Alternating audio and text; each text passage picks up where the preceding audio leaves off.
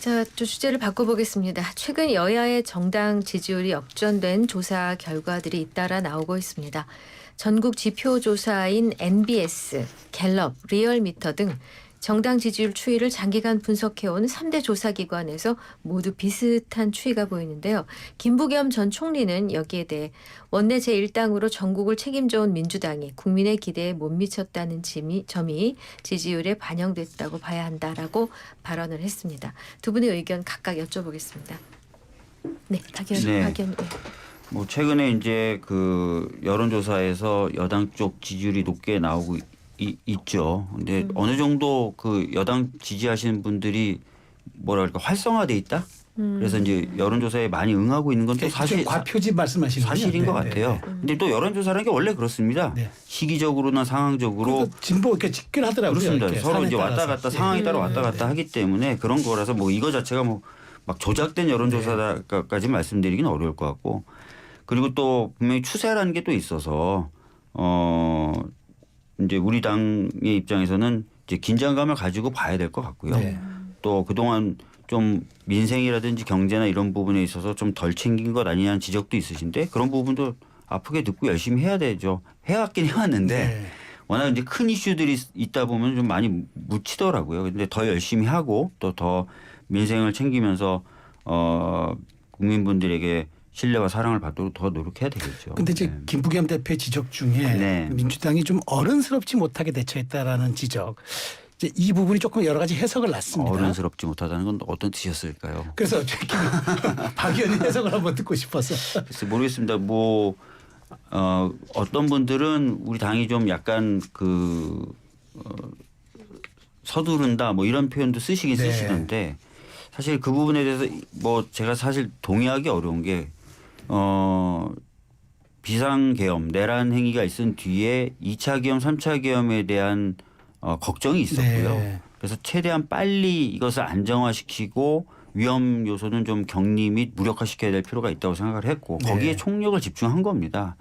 거기에 이제 많은 국민들도 호응해 주셨고 심지어 여당의 의원들도 상당수가 동의해 주셔서 네. 탄핵이 이루어졌고 탄핵 뒤에도 좀 원활하게 이제 헌정질서 회복을 위해서 몇 가지 갖춰져야 될 것들이 있는데 그것들이 좀 안 갖춰지다 보니까 거기에 에너지를 집중할 수밖에 없었습니다. 그 과정이 거칠어 보일 수는 있겠지만 또 어느 정도 필요한 부분도 있었다라는 말씀을 좀 드리겠고요. 아까 말씀드린 대로 민생이라든지 경제에 대해서 저희들이 더 소중히 챙기고 이렇게 하겠다. 지금까지도 해왔지만 좀 더 실감하실 수 있게 열심히 노력하겠다. 저희도 저희 당이 해야 되는 일들을 열심히 하겠다는 말씀드리겠습니다. 네, 김 의원님. 여론조사 추이 얘기 어떻게 보셨어요?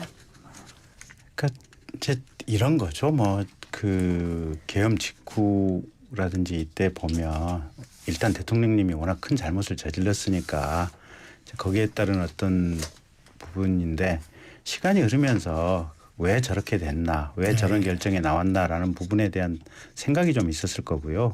특히 아까 말씀드린 대로 윤 대통령이 어디서 뇌물을 받은 것도 아니고 무슨 이렇게 비루한 행위를 한 것도 아니고 그래서 이제 그런 부분에 대한 동정심들이 꽤 있지 않나 싶어요 보면. 근데 이게 항상 이게 국민들의 평가라고 하는 것은 권력자에 대한 평가잖아요 보면. 네. 지금 근데 윤 대통령은 탄핵 재판을 받고 있고 또 내란죄로 구속이 돼서 수사를 받고 있잖아요. 네. 현직 대통령의 법적 지위는 유지하고 있지만 사실은 권력자라기보다는 어떤 조사의 대상이 된 이런 상태잖아요. 보면. 네, 지금은 그렇죠. 네. 그런데 이재명 대표 같은 경우는 본인도 12개 항목으로 기소가 돼 있는데 사실은 대한민국 최고의 지금 권력자인 상태가 이재명 당대표한테 지금 부여가 돼 있는 상태 아니에요 보면. 그래서 국민들이 보시기에는 도대체 이게 뭐야? 이게 왜 이렇게 됐어? 이런 데서 아마 분노랄까 화랄까 아마 이런 것들이 좀 모이면서 여론조사의 추이가 아마 이렇게 이렇게 흐름이 가고 있는 것이 아닌가 저는 그렇게 보고 있습니다. 네.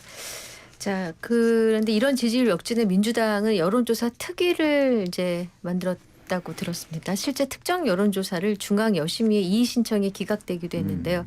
근데 박지원 의원 같은 경우는 이런 건 안 했으면 좋겠다고 조언을 하셨어요. 예. 당의 최근 분위기는 그 여론조사 결과에 대해서 조금 즉자적으로 반응하기보다는 네. 아까 말씀드렸던 것처럼 당이 이제 해야 될 일들을 잘 찾아가면서 하자 네. 이런 쪽으로 가고 있어요. 예. 그렇게 잡히지 않을까 싶습니다. 예. 그래서 여쭤봅니다. 네. 당내에서 이제 이러다 보니까 당의 지지율이 계속 추세적으로 좀 하락하고 이른바 국민의힘이 앞서는 예를 들면 골든 크로스 현상도 좀 나타나고 하다 보니까 또 이재명 대표하고 당의 지지율도 좀 격차가 좀 있고 하니까 여러 가지 그런 측면에서 임종석 전 비서실장이 과연 이재명 대표 한 사람만 바라보는 지금 민주당이 국내 신뢰를 얻을 수 있느냐고 얘기했고 우상호 전 의원도 윤석열의 시대가 가면 민주당과 이 대표에 대한 현미경 검증이 이루어질 것이다. 완전히 바뀌어야 대선에서 이길 수 있다. 조금 뼈아픈 지적 같은데 박 의원님 해석을 좀 듣고 싶습니다. 만약에 이제 뭐 조기 대선이나 이런 것들이 이루어지게 된다면 만약입니다. 네. 그럼 당연히 우리 당도 정해진 절차에 따라서 여러 가지 경선이나 이런 게 있을 수 있겠죠. 네, 네. 그러면 또 지금 말씀하신 김부겸 의원님이라든지 네. 이런 분들이 또 나와서 또 선택을 받기 위해서 열심히 하실 수도 있는 거. 다 네, 가정입니다. 네, 다 네, 가정이에요. 네. 그래서 그런 절차를 거칠 거기 때문에 그런 부분에 있어서는 지나친 걱정은 하실 필요는 없을 것 같고요. 네. 다만 이제 지금은 정당 지지율에 관련돼서는 아까 말씀드렸던 것처럼 많은 분들이 이제 걱정해 주시는 것을 저희들이 받아들여서 네. 아까 민생이라든지 네. 이런 부분에 있어서 저희가 사실 어쩔 수 없이 좀 덜 신경을 덜 에너지를 넣을 수밖에 없는 상황이 좀 있었는데 그런 부분 뭐 상황이 어느 정도 지금 정리가 돼가고 있기 때문에 이 민생 경제 뭐 이런 부분에 좀 더 많은 에너지 쏟고 아까 말씀드렸던 것처럼 우리 서민분들 국민분들이 체감하실 수 있게 네. 열심히 하겠다는 말씀 드리겠습니다. 예. 네네. 자, 이재명 대표가 내일 신년 기자회견을 하게 됩니다. 비상계엄 이후 사실상 첫 공식 입장 발표 자리인데요. 이 자리에서 어떤 발언이 있을 걸로 예상을 하시는지요? 아무래도 민생이라든지 경제 관련된 이야기들을 많이 하실 거라고 저는 생각이 돼요. 네. 최근에도 행보를 그쪽으로 많이 가져가셨고 네. 또 오늘도 최고위에서 그런 발언들이 나온 걸 봐서는 그런 내용이 주가 되지 않을까 싶습니다. 아, 네. 네, 네. 김 의원님, 지금 이재명 대표가 엊그젠가 그 시중 6대 은행장 네. 이제 초청 이제 좀 만나서 이제는 소집한 것도 네. 이게 이제 챙기는 모습도 있다고는 얘기하지만 실제로는 벌써 이거 권력자의 그런 냄새가 난다는 또 반대 의견도 있습니다. 이거 어떻게 보셨어요? 그러니까 보는 시각에 따라서 다를 네. 수 있죠. 근데 그거를 뭐 잘못됐다라고 할 수는 없는데 네. 이게 그 전라도 말로 참 거시기 합니다. 거시기하다는 말씀은 뭐 정말 거시기 합니다. 알겠습니다. 네. 자 그리고 박 의원님 네. 어제 국회 보건복지위원회 위원장 맡고 계시잖아요. 맞습니다. 어제 국민연금 모수 개혁이 이제 복지 차원에서 속도를 내면 다음 달이라도 가능하다는 말씀하셨는데 네. 진짜 이게 가능한 겁니까? 이게 한 끗 차이로 실패해서 아직도 이게 네. 유보 상태인데 이게 가능하다고요? 아니 되게 논쟁적인 사안이긴 한데요. 제가 물밑으로 정부도 계속 만났고 네. 이 이슈 관련돼서도 그다음에 국민의힘의 여러 당직자 및 보건복지위원회 소속 국민의힘 의원님들 만나보면 여지가 있어요. 이 타결될 여지가 충분해요. 네. 전 무르익었다고 또 본 겁니다. 그래서 이제 속도를 내겠다고 한 거고요. 네. 모수개혁 일단 하고 모수개혁의 개념을 조금 말씀해 주세요. 모수개혁은 네. 보험료율하고 소득대체율이라는 두 가지 네, 큰 네, 기둥이 있는데요. 네. 그 연금에 그 네. 두 가지 큰 기둥을 손을 보는 거 보통 모수개혁이라고 네, 하고요. 네, 네. 타 연금과의 관계라든지 이런 것들을 손보는 걸 보통 구조개혁이라고 부르는데요. 네, 네. 모수개혁은 21대 국회에서 방금 말씀하신 대로 거의 됐다가 합의했었죠. 네. 안 된 네. 부분이 있고 그래서 사실은 빨리 이제 모수개혁은 끝낼 수 있습니다. 왜냐하면 재정 안정화라든지 이런 것들 위해서도 필요하거든요. 네. 그래서 하고 구조적인 개혁, 타 연금과의 관계나 이런 조금 어려운 문제는 이해관계가 갈리는 부분들이 많아서 시간을 조금 드려야 됩니다. 그 부분은 좀 1년, 2년 두고 하면 되지 않을까 싶어요. 지금 그러면은 그 국민의힘과 거의 좁혀 간다는 이제 그 말씀을 대략적으로 해주셨는데 네. 그러면 이제 그 모수개혁 할 때 왜 소득 대체율하고 보험료율 나오잖아요. 네. 그 미세한 조정이 거의 끝났다고 보면 됩니까? 그러니까 그 부분에 대해서 막 저희가 수치까지 얘기하지는 않았지만 네. 좀 해보자. 하자 좀 이제 아. 이런 얘기들이 이제 많이 나와서 본격적으로 논의하면은 저는 논쟁은 심하지만 네.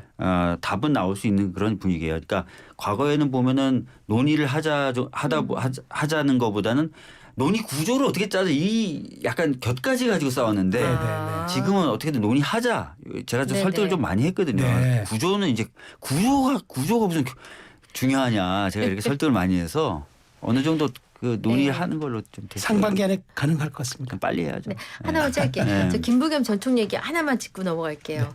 국가 안정화, 민생 회복을 위해 총대를 매라면 매겠다 이렇게 얘기를 했는데 이게 대선 출마를 시사했다고.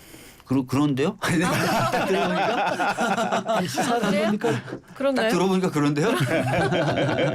근데 어제 신경민 의원님 나오셔서 들러리는 꼭 필요할 것 같은데 누가 그 이재명 대표와 진짜 경쟁력도 있지만 또 만족할 수 있는 들러리가 굉장히 미묘한 관계가 될 거라고 전망하셨는데 동의하십니까? 뭐 모르겠어요. 저는 아직 그런 부분 고민 못 해봐가지고요. 알겠습니다. 자, 그럼 그렇고 우리 김경진 의원님 네. 그 AI 생활 매 순간이 달라진다라는 신간을 내셨잖아요. 네, 네. 이거 짧게 좀 자랑 좀 하셔도 될 것 같아요. 네. 인공지능이요. 네. 그러니까 전 세계에 있는 모든 책, 컴퓨터 위에 올라와 있는 블로그, 카페, 언론 기사, 네, 네. 대학교 교재 이 모든 것을 학습한 게 인공지능이기 맞아요. 때문에 예. 사실은 뭐든지 물어봐도 예로부터 답이나 권고나 어드바이스를 받을 수가 있어요. 네. 그래서 그냥 제목을 업무에만 쓰신다 이거 생각하지 마시고 네. 가령 골프 치시는 분들은 골프 자세에 대해서 물어보셔도 되고요. 그래요? 건강 상식에 대해서 물어보셔도 되고요. 나 당뇨 있는데 식이요법 어떻게 하면 좋을까 뭐 이런 거 물어보셔도 되고요. 네. 별걸 다 물어보셔도 저도 돼요. 다 물어보겠어요. 네. 설 연휴에 어디 가면 좋아 이런 거 물어보겠어요. 아. 그래서 이거 업무에 쓰신다고 인공지능을 업무에 쓰신다 생각하지 말고 네. 일상생활에 쓰신다고 생각을 하시고요. 네. 밖에 지금 과기부 장관이 계시는데 네. 오늘 이부 출연하십니다. 예, 오늘 기사 봤더니 2조짜리 지금 데이터 센터 세운다고 하시는데 네. 지금 당장에 메타라든지 구글이라든지 이런 데는 GPU 구입만 1년에 10조, 20조를 하고 있거든요. GPU요? GPU 아. 구입. 데이터 센터에 네네. 들어가는 이게 네네. 이 칩셋 있지 않습니까? 네네. 이게 이제 데이터 센터 인공지능 데이터 센터의 세상에. 핵심이 GPU인데 네네. 미국에 있는 회사 하나가 아마존 같은 경우 1년에 10조, 20조씩을 GPU 구입에 투자를 하고 있어요. 네.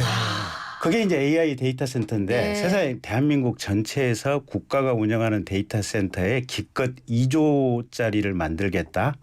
이래가지고는요. 영구히 대한민국이 못 따라가는 상황이니까 기껏 네. 2조입니까? 기껏 2조. 그래서 대한민국은 1년에 10조 이상씩 이제 AI 관련된 투자를 해야 된다. 해도 따라갈까 말까 이러거든요. 아. 근데 2조? 자, 그럼 이제 장관님 좀 이따 물어보세요. 나가시는 길에 한 말씀 정신 좀 차리시고 좀 예, 20조씩은 쓰시라고 예산에 제가 기껏 하시라. 2조 한번 여쭤보겠습니다. 예, 그러셔요. 트럼프는 700조를 투자한다고 그러니까요. 얘기해서 취임하면서 트럼프가 트럼프가. 전 세계 기업들을 끌어당겨서 네. 일단 700조짜리 데이터 센터 투자에 700조 정도를 하겠다. 아. 그래도 이게 워낙 모든 것의 기반 기술이니까 군대, 생명과학. 네. 작년에 알파폴 때 알겠습니다. AI 생활 매 순간이 달라진다의 저자 저자 김경진. 김경진 전 의원님 그리고 더불어민주당 박주민 의원님과 함께했습니다. 고맙습니다. 네, 고맙습니다. 고맙습니다.